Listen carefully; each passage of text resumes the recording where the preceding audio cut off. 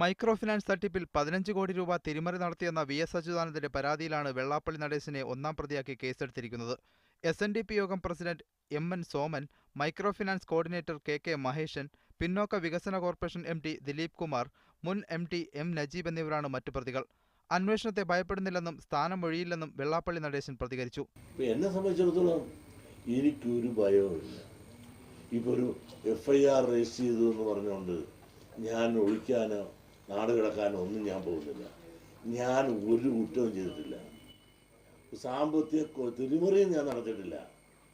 ഞാനിത് യൂണിയനുകൾക്ക് ചെക്ക് ആയി കിട്ടി, ഞാൻ ചെക്കായി ക്രോസ് ചെയ്ത് യൂണിയനുകൾക്ക് കൊടുത്തു. ആ യൂണിയന് കൊടുത്തു എന്നുള്ളതിൽ എൻ്റെ തെറ്റെന്താണെന്ന് പറയാം.